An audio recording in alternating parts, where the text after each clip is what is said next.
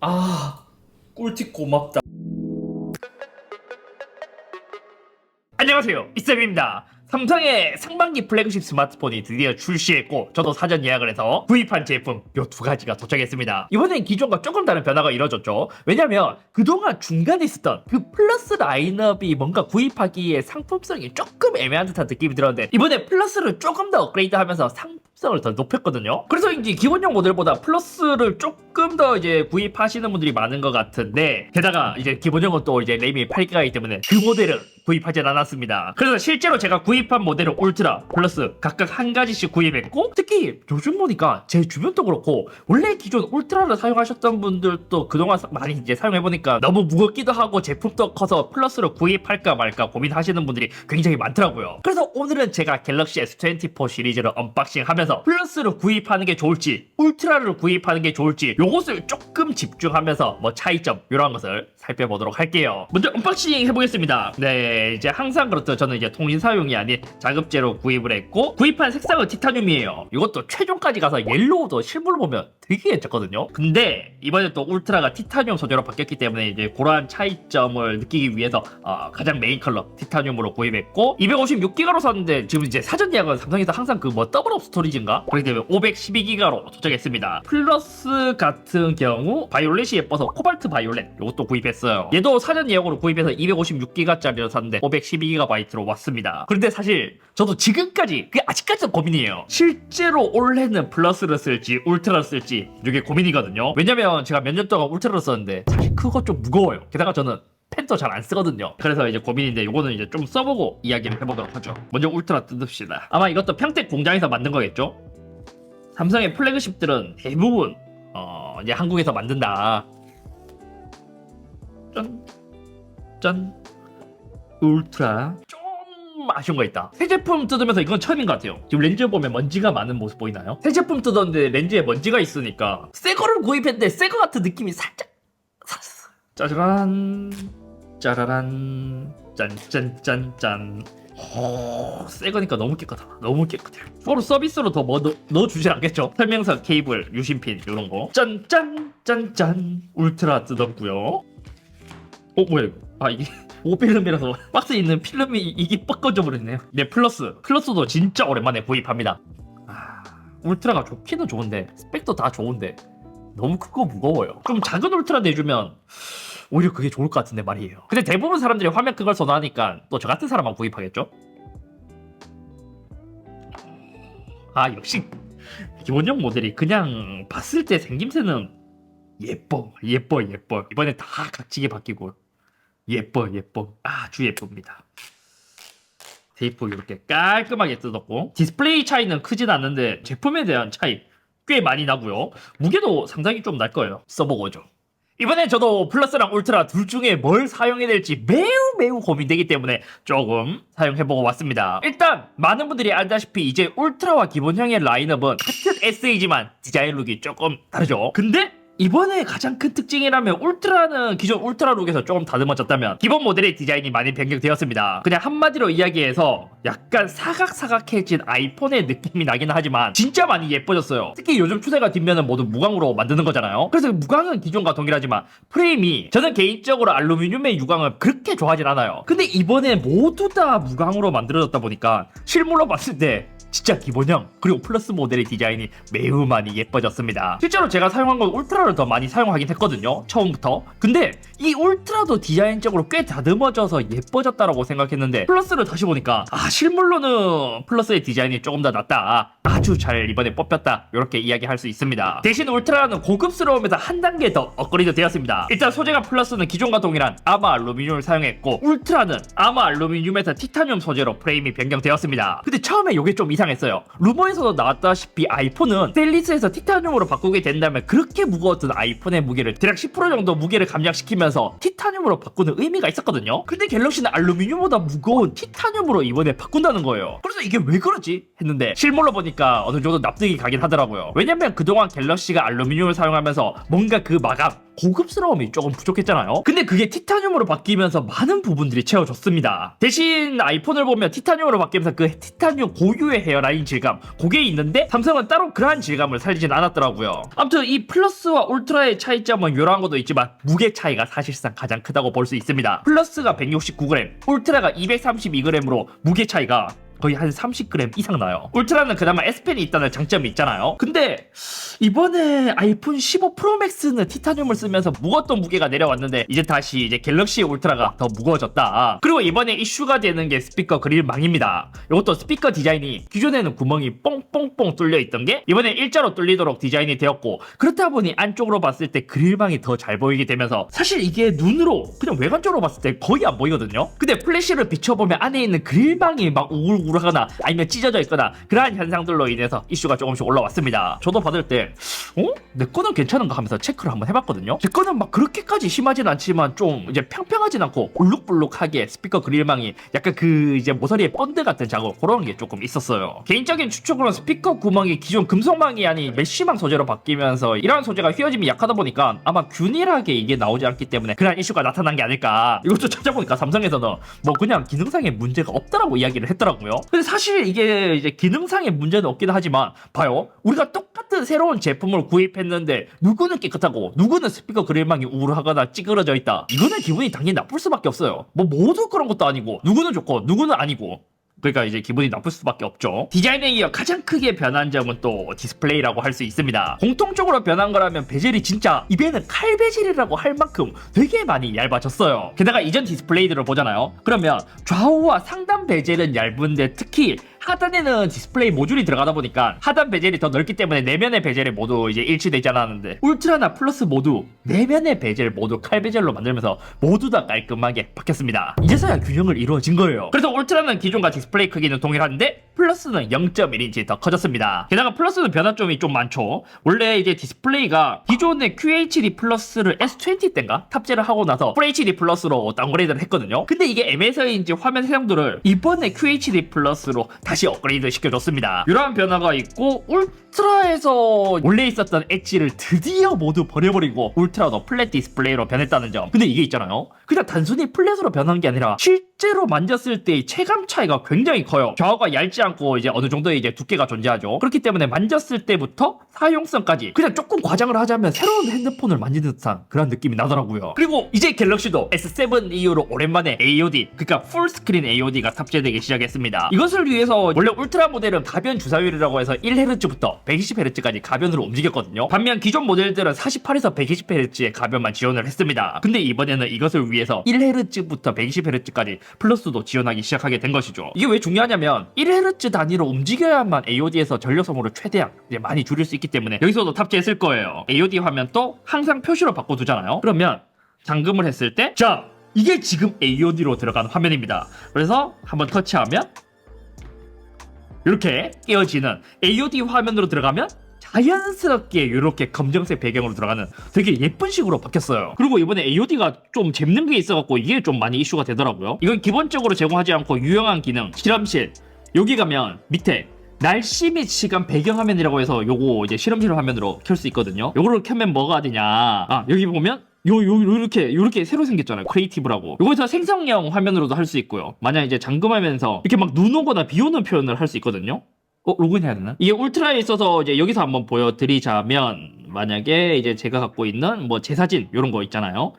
요 재생 버튼이 있어요. 요걸 누르면 지금 이렇게 창문에 비 오는 표현 이런 것도 할 수 있고요. 그리고 조금 기다리면 눈 올 때 있잖아요. 이렇게 눈 오는 것도 되는데 조금 기다리면 막 손가락이나 머리에 눈이 내려앉는, 그러니까 AI가 내 모습을 따서 그걸로 좀 더 리얼하게 만들어주는 이러한 기능도 새롭게 추가되었습니다. 나머지 디스플레이는 거의 비슷했습니다. 최대 밝기가 증가한 것도 두 가지 모두 동일해요. 그러니까 대체로 보면 패널 자체는 두 개의 차이가 크게 없다. 그냥 0.1인치 정도의 화면 크기 차이 빼고는 동일한 패널을 사용했습니다. 하지만 한 가지의 차이가 있다면 외부 글래스가 달라졌어요. 플러스 같은 경우 외부에 있는 유리가 전적과 동일한 고릴라 글래스의 빅터스 2를 사용했고, 울트라는 이번에 업그레이드된 고릴라 글래스 아머를 사용했습니다. 강도나 경도면에서 한 단계 더 업그레이드가 된 것이죠. 게다가 울트라를 쓰면서 좋았던 점이 뭐냐면 얘가 최대 75%까지 빛 반사율을 줄여준다 했거든요. 이게 그게 저는 체감이 안 될 줄 알았어요. 근데 이제 빛이 있는 환경이나 특히 외부에 갔을 때 이 빛 반사에 대한 억제력, 야 이게 생각보다 되게 크게 차이가 나더라고요. 빛 반사율이 주니까 동일한 패널이라도 화질이 울트라가 조금 더 좋아 보이는 효과가 있어요. 그리고 또 하나 이슈가 있는 게 많은 사람들이 저보고 이제 물어보시더라고요. 아니 기존 갤럭시를 쓰다가 갈아탔는데 그게 물 빠짐 현상이 너무 심한 것 같다. 이번에 디스플레이에 대해서 조금 이슈가 있는 게 아니냐라고 많은 분들이 질문을 해주셨는데 솔직히 반은 맞고 반은 틀렸다라고 보면 됩니다. 왜냐면 이번 S24에서 디스플레이 자체는 이상이 없어요. 오히려 더 발전을 했고요. 근데 왜 이런 이야기가 나왔을까? 이거는 어쩌면 삼성이 그동안 쌓아온 업보에 대해서 다시 이제 되돌아받는 그러한 현상일 수도 있거든요. 이유가 뭐냐? 보통 전문가분들이 쓰시는 모니터의 DCI P3가 90에서 100% 사이 정도거든요. 근데 이전 모델 같은 경우 색 재현율이 조금 높게 설정되어 있던 게 문제였습니다. 그래서 삼성이 그동안 OLED를 사용하면서 이제 색 재현율이나 이런 게 워낙 화면이 좋고 선명하잖아요. 근데 일반인이 봤을 때 디스플레이를 딱 봤을 때 누가 보더라도 디스플레이가 좋아 보이려면 이제 채도나 선명함을 조금 더 높이면 되거든요. 그래서 삼성이 그렇게 올려서 오랫동안 팔았다가 이제 일반적인 색 재현율로 낮추게 되면서 상대적으로 물 빠졌다는 소리를 듣게 되는 거예요. 그래서 봐요. 지금 23, 24 플러스, 24 울트라 이렇게 봤을 때 블랙은 잘 표현이 되진 않지만 이제 화이트를 띄었을 때도 아마 색 차이가 조금 날 거예요. 이 두 가지는 동일하고 요거는 조금 다른 모습을 볼 수 있고요. 특히 빨간색이 달라요. 확실히 이 두 가지가 채도가 많이 빠져 보이죠. 그린일 때도 얘네들이 채도가 좀 빠진 느낌이 나고요. 파란색도 얘네들의 채도가 좀 빠져 보이는 느낌을 받을 수 있습니다. 기존의 채도가 너무 세다 보니까 상대적으로 물 빠진 듯한 그런 느낌이 든다. 만약 여기서 아이폰이랑 같이 비교를 하잖아요. 그럼 오히려 이렇게 비교했을 때 아이폰의 색감이 더 물 빠진 느낌이 들 거고, 여기서 제가 테스트를 했을 때 갤럭시의 화면 모드를 자연스러운 화면으로 바꾸면 그제서야 이제 아이폰과 좀 유사한 그런 느낌이 들었습니다. 그래서 사실 이거는 이제 물 빠짐 이슈라기보다 기존의 채도가 너무 강했는데 이제 내려오니까 그렇게 상대적으로 느끼는 거다라고 보시면 될 것 같아요. 다음은 성능. 성능도 이번에 플러스가 많이 좋아졌죠. 원래 갤럭시는 울트라를 제외한다면 8기가를 넣어주다가 이제는 플러스와 울트라 모두 동일한 12GB의 램을 탑재했습니다. 용량은 256, 512 이렇게 이제 두 가지 모델이 있고요. 울트라는 그나마 1TB의 옵션이 추가로 존재해요. 그리고 많은 분들이 이야기했던 게 플러스는 삼성의 엑시노스 2400을 탑재했고 울트라는 퀄컴 스냅드래곤 A Gen 3 4 갤럭시를 탑재했습니다. 그래서 말이 많았어요. 원래 한국은 엑시노스만 탑재하거든요. 최근 몇 년 사이 삼성이 퀄컴이 월등히 좋아서 한국에서 퀄컴 스냅드래곤을 전량 탑재를 하다가 다시 원래대로 엑시노스를 탑재했으니까요. 그리고 제 기억상 한국에 탑재한다면 전량 엑시노스이거나 전량 스냅드래곤이거나 이렇게 탑재를 하거든요. 근데 이번에는 특이하게 울트라만 퀄컴, 나머지는 모두 엑시노스예요. 대신 방열판은 기존보다 더 커졌다고 합니다. 울트라는 전작 대비 1.9배, 플러스는 1.6배 더 커졌다고 해요. 그래서 제가 테스트를 해봤거든요. 먼저 긱벤치의 점수 차이는 싱글은 6% 차이, 멀티는 1%의 차이가 났습니다. 아니 걱정했던 것보다 생각보다 괜찮더라고요. 이것도 제가 현장에 갔을 때 물어봤거든요. 삼성에서 분명히 엑시노스를 탑재하면 유저분들의 반발이 되게 심할 것 같다 이렇게 하니까 유저들이 체감하기 어려운 수준으로 튜닝을 했다라고 막 자신있게 이야기를 하시더라고요. 그래서 왜 이렇게 너무 자신있지 했는데 생각보다 괜찮았어요. 온도는 전면의 경우 플러스가 3도 정도 높았고 후면은 울트라가 4도 정도 더 높은 모습을 보여줬습니다. 3D 마크 테스트에서는 이때는 좀 차이가 나더라고요. 최고는 21%, 최저는 4% 정도의 차이가 났습니다. 기본적인 점수 차이는 그나마 작은데 최고 점수의 차이가 좀 많이 나는 편이에요. 근데 의외로 안정성은 플러스가 더 좋게 나오기도 했어요. 이게 방열판에서 오는 차이도 존재했을까요? 그래서 실제로 게임도 돌려봤죠. 붕괴 스타레일, 옵션은 매우 높은 60프레임으로 같은 던전을 3회 반복해서 돌았을 때 오히려 평균 프레임은 울트라가 더 높기는 하지만 엄청 큰 차이 정도는 아니더라고요. 최저는 오히려 플러스가 조금 더 높게 나오기도 했습니다. 여기서도 많은 분들이 전성비 이야기를 좀 하시잖아요. 이것도 보니까 평균 파워는 엑시노스가 조금 더 높았습니다. CPU 사용률이 더 높아서 그런지 엑시노스가 더 높더라고요. 근데 배터리에 대한 합계는 전체적으로 울트라가 조금 더 높았고요. 여기서도 궁금한 거, 우리가 게임으로만 이러한 데이터를 많이 보는데 동영상을 촬영할 때도 보고 싶은 거예요. 그래서 4K 60프레임 영상을 10분간 촬영했을 때의 결과를 보니까 평균적인 전력 소모는 울트라가 더 높았고 배터리 합계도 더 높은 모습을 볼 수 있었습니다. 이거는 제가 광각 카메라로 찍었거든요. 아마 울트라는 카메라가 2억만 화소라서 더 높은 프로세싱을 위해서인지 카메라만큼은 울트라가 훨씬 더 이제 모두 다 높은 모습을 보였습니다. 그리고 영상 렌더 테스트도 해봤습니다. 4K 60프레임 30분짜리 영상을 렌더했을 때 아니 이때는 의외로 꽤 차이가 많이 나더라고요. 울트라 렌더가 끝났을 때 플러스는 76%였어요. 온도는 플러스가 조금 더 착하긴 했는데 시간에서 꽤 많이 차이가 나는 모습을 보였습니다. 이런 걸 보면 생각보다 엑시노스가 예전에 비해서 그러니까 걱정했던 것보다는 괜찮게 나온 것 같아요. 이제 모든 면에서 일단 좋은 거는 이제 퀄컴 스냅드래곤이 더 좋기는 하다. 하지만 엑시노스도 이제 꽤 잘 나왔기 때문에 일반 사용자분들은 크게 뭐 삼성 관계자분께서 말씀해주신 것처럼 크게 차이를 느끼기에는 조금 어렵지 않을까. 엑시노스에 대한 뭐 이제 트라우마라고 해야 되나? 그런 것 때문에 걱정을 많이 했는데 생각보다 일반 작업에서는 나쁘지 않았어요. 만약 영상을 핸드폰으로 편집하시는 분들은 울트라로 가야 할 것 같고요. 다음은 카메라입니다. 전면 카메라는 플러스나 울트라 모두 동일하고 이제 후면 카메라 구성에 있어서 차이가 좀 많이 나요. 초광각은 1200만 화소로 동일하고요. 광각 카메라가 좀 많이 차이 나죠. 플러스는 5000만 화소이고 울트라는 200만 화소를 탑재했습니다. 세배는 비슷해요. 1000만 화소에 둘 다 이제 f2.4 카메라를 탑재했고요. 그나마 울트라가 5배 망원 5000만 화소 카메라를 탑재했죠. 그래서 간단히 한번 비교를 해본 결과 초광각 카메라의 결과물은 비슷했습니다. 근데 확실히 프로세서 차이가 있어서인지 색감의 차이가 조금 존재했어요. 플러스의 뭉개짐이나 선명도 차이가 울트라랑 확실히 나는 모습을 볼 수 있었죠. 그리고 어두울 때 차이가 좀 크게 났거든요. 요 사진을 보잖아요. 그러면 이게 렌즈의 코팅 차이인지 플러스는 빛 번짐이 좀 심하게 찍힌 모습을 볼 수 있었습니다. 광각 카메라는 의외로 중앙에서는 좀 비슷한 모습을 보였고요. 그나마 벽돌 쪽을 보면 색깔이 다른 모습을 볼 수 있었죠. 대체로 보면 플러스가 약간은 덜 선명한 듯한 느낌이 나는데 이게 손떨방에서 오는 차이가 있어서인지 이제 대체로 울트라가 조금은 더 선명했다. 강아지 같은 것도 둘 다 괜찮긴 한데 울트라가 조금 더 선명하기는 해요. 근데 있잖아요. 보다 보니까 플러스는 S23처럼 채도가 조금 높고 선명도가 조금 있는 느낌이 났습니다. 그리고 울트라는 약간은 이제 색을 애매한 경계면에서는 밀어버리는 듯한 느낌이 나더라고요. 왜냐면 마델린 흰색 그 설탕 쪽 보잖아요. 그럼 플러스는 조금 선명하긴 한데 울트라는 경계를 애매하게 뭉개버리는 그런 현상이 있었습니다. 근데 어두울 땐 요 두 개의 차이가 확실하게 존재했습니다. 확실히 울트라가 노이즈도 좋고 더 좋아요. 빛이 조금만 있으면 플러스도 나쁘진 않거든요. 근데 주광보다 야간에서의 두 개의 차이는 좀 많이 컸다. 그리고 두 배 차이도 좀 존재했습니다. 색과 밝기가 조금 더 많이 차이가 나고 선명한 것도 울트라가 더 선명하고요. 두 배 인물 사진에서는 오히려 울트라가 안부를 조금 더 살려줘서 머리카락이나 옷 부분에 대한 디테일이 더 잘 보이고 피부톤도 그렇게 과하지 않게 표현해주는 듯 했어요. 그리고 세 배 좀은 그렇게까지 크게 차이가 나진 않았습니다. 오히려 하드웨어 스펙이 비슷해서인지 거의 비슷한 느낌? 근데 울트라 쪽이 약간은 좀 어둡게 찍히는 경향이 있었어요. 그나마 어두울 땐 안부의 노이즈 차이가 좀 났어요. 플러스는 전작과 비슷하게 안부를 끌어올리고 노이즈를 발생시켰고요. 울트라는 어두운 것은 어둡게 처리해서인지 디테일이 좀 떨어져 보이지만 노이즈가 없는 그런 차이가 존재했어요. 5배일 때는 주광과 비슷해요. 확대 보면 울트라가 훨씬 더 선명했고요. 어두울 때는 이제 조명이 있으면 플러스도 그렇게 나쁘진 않은데 확실히 울트라가 더 좋아요. 10배 좀 더 플러스가 못 봐줄 정도는 아니거든요. 근데 울트라 사진을 보면 확실히 차이가 나죠. 영상은 생각보다 차이가 많이 났습니다. 이제 아스팔트 같은 것만 보더라도 플러스가 질감 표현이 훨씬 더 잘 되는 듯한 느낌이 들었어요. 이전과 마찬가지로 새로운 울트라는 샤픈을 좀 빼서일까요? 울트라는 약간 밋밋한 듯한 흐린 느낌이 살짝은 들더라고요. 전체적으로 플러스는 이전과 마찬가지로 채도를 조금 더 높이고 샤픈이 조금 더 들어간 그런 느낌이 들었습니다. 영상 3배는 비슷하기는 한데 어두울 때 색 차이가 좀 많이 났고 영상 5배는 그냥 딱 봐도 울트라가 더 좋아요. 일단 간단히 비교했을 때는 울트라는 렌즈의 슈퍼 클리어 렌즈인가? 그 코팅이 들어갔기 때문에 빛 반사, 특히 야간에서의 결과물 차이가 좀 많이 나는 모습을 볼 수 있었습니다. 그에 비해 플러스는 렌즈 코팅이 울트라처럼 들어가지 않았고요. 그리고 또 하나의 특이한 점은 동영상 촬영할 때 울트라는 4K 60프레임에서 촬영하면서 렌즈 전환이 가능했거든요. 근데 플러스는 이전작처럼 렌즈관 전환이 되지 않는 게 이것도 묘한 급 차이랄까요? 이것도 보면 그런 생각 들더라고요. 이전 리뷰에서도 봤다시피 울트라는 사진 찍는 걸 좋아하시는 분들이 많이 구입하다 보니까 하이라이트를 날리지 않으면서 자연스럽게 그 샤픈을 뺀 듯한 그런 기조로 만들어진 듯하고 플러스는 일반 사용자가 많이 쓰다 보니까 보정을 안 해도 좋아 보이게 세팅한 게 아닐까라는 생각이 들어요. 이거는 나중에 기회가 된다면 조금 더 자세하게 리뷰를 해보도록 하겠습니다. 다음은 스피커입니다. 스피커 구멍이 이렇게 차이가 나거든요.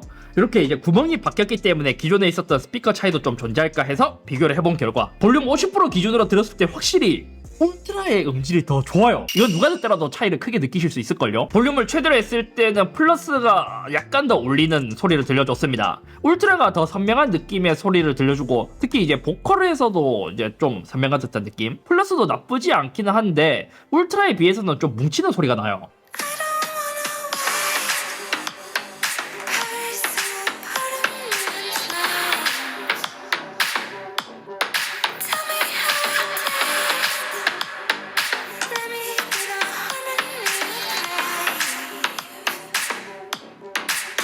그러니까 플러스가 못 쓸 정도는 아니거든요. 근데 두 개를 비교해놓고 들으면 울트라가 해상력이 더 좋은 듯한 그런 소리를 들려줬다는 것이죠. 나머지 배터리는 울트라의 경우 기존과 마찬가지로 5000mAh를 탑재했고 플러스는 기존보다 200mAh가 늘어난 4900mAh의 배터리를 탑재했습니다. 충전 속도는 최대 둘 다 이제 45W로 동일하고요. 그래서 배터리도 한번 궁금해서 테스트를 해봤거든요. 간단히 테스트했을 때 그 유튜브 영상 4K 60프레임 밝기 100%에서 연속 재생을 했을 때 10시간 23분 후 각각 배터리 남은 용량은 38%, 41%였습니다. 확실히 이게 화면 차이가 0.1인치 차이긴 하지만 그걸 감안하더라도 생각보다 플러스 배터리가 조금 더 많이 빠졌어요. 여기서 3D 마크를 연속으로 돌렸을 때 남은 배터리는 23%, 29%였습니다. 이때도 소모율을 보자면 플러스가 좀 더 많이 닳긴 했어요. 이로 알 수 있는 것은 앱마다, 그러니까 사용자마다 어떻게 사용하냐에 따라서 배터리가 다르기 때문에 이제 단정 짓기는 어렵지만 확실히 엑시노스의 배터리 소모량이 퀄컴 스냅드래곤에 비해서는 조금 더 많은 것 같습니다. 그래서 전작보다 용량을 200mAh 더 늘렸을지도요. 아, 그리고 좋은 점 하나 더 있어요. 야, 이제 NFC의 위치를 바꿨더라고요. 제가 이걸 예전에 언급했던 게 뭐냐면 아이폰은 애플페이 결제할 때 NFC가 위에 있기 때문에 단말기에 그냥 손에서 포지션을 바꾸지 않고 그냥 이렇게 다가가면 결제가 되거든요. 근데 갤럭시는 MST랑 NFC가 중간에 있기 때문에 이렇게 해서 손을 바꿔서 이렇게 해서 돼야 돼요. 그래서 이거를 좀 바꿔줬으면 했는데 드디어 바뀌었습니다. 여전히 MST 위치는 기존과 동일하지만 나머지 NFC의 위치들은 카메라 오른쪽 밑 살짝 아래에 위치하도록 변경되었더라고요. 마지막으로 가격도 중요하죠. 플러스는 기존과 동일한 출고가로 출시했고 울트라는 256기가 기준 99,000원, 512는 121,000원, 1TB는 165,000원이 상승했습니다. 아마 이것도 스냅드래곤 단가 때문에 이렇게 오른 것일 수도 있고 이번에 울트라가 티타늄 소재를 적용해서 거기서 오는 차이도 있을 거예요. 그래서 최대 할인가로 플러스랑 울트라랑 비교하자면 거의 한 30만원 정도의 차이가 난다라고 보면 될 것 같습니다. 야, 근데 30만원 차이라면 꽤 많이 나는데요? 결과적으로 저는 이렇게 많이 비교해보면서 진짜 엄청 많이 고민했어요. 다른 것보다 23 울트라를 쓰면서 이게 너무 무겁고 제가 진짜 얘를 쓰면서 S펜을 꺼낸 적이 진짜 손가락이 꼽을 정도이거든요. 그래서 이번에는 플러스가 나오면 그걸로 갈아타야겠다라고 그냥 마음을 먹었는데 또 울트라를 이번에 만져보니까 플랫 디스플레이로 변한 게 상당히 좋은 거예요. 야, 이게 별거 아닌데 진짜 꽤 괜찮아요. 어쩔 수 없이 울트라를 써야 되나 싶었는데 다시 플러스 잡아보니까 아, 이게 생각보다 무게 차이가 너무 많이 나요. 지금 울트라 들다가 얘 드니까 너무 가벼운데요. 이번만큼은 울트라 대신 플러스를 좀 써보려고요. 저는 큰 폰을 좋아하진 않거든요. 그래서 기본형을 이번에 구입할까 싶었는데 걔는 램도 8기가에 UWB도 빠지고 그래서 이번에는 플러스를 써보려고 해요. 성능을 비교했을 때 제가 사용하는 범위에서는 사실 뭐 이제 퀄컴 스냅드래곤이 당연히 더 좋기는 한데 엑시노스 2400만 하더라도 괜찮을 것 같아서 뭐 이제 성능적인 부분은 괜찮고 마지막으로 걸렸던 게 카메라였거든요. 카메라. 근데 또 제가 이제 카메라는 SNS 공유용이나 기록 용도로만 좀 많이 사용하고 요거를 뭐 보정하거나 이런 작업은 많이 안 해서 카메라가 지금 많이 아쉽기는 한데 이 무게를 이기기에는 좀 어렵지 않을까. 그래서 원래 저는 플러스를 써보고 뭐 한 달이나 두 달 사용기를 남겨보도록 하겠습니다. 아무튼 오늘 여기까지며 아마 이번에 플러스의 상품성이 되게 많이 좋아지고 기존에 울트라를 쓰셨던 분들은 이제 무게 부담 때문에 플러스를 구입할까 많이 고민을 하셨을 텐데 제 영상으로 이것을 이제 구입 결정에 있어서 많은 도움이 되었으면 좋겠습니다. 누가 보더라도 울트라가 당연히 좋거든요. 근데 얘는 크기와 무게가 부담이에요. 제 주말에 결혼식이랑 콘서트 갔거든요. 근데 어두운 데 가니까 또 울트라 쓰고 싶은 생각이 들어. 근데 이게 너무 무거운데 또. 근데 또 이건 무겁잖아요.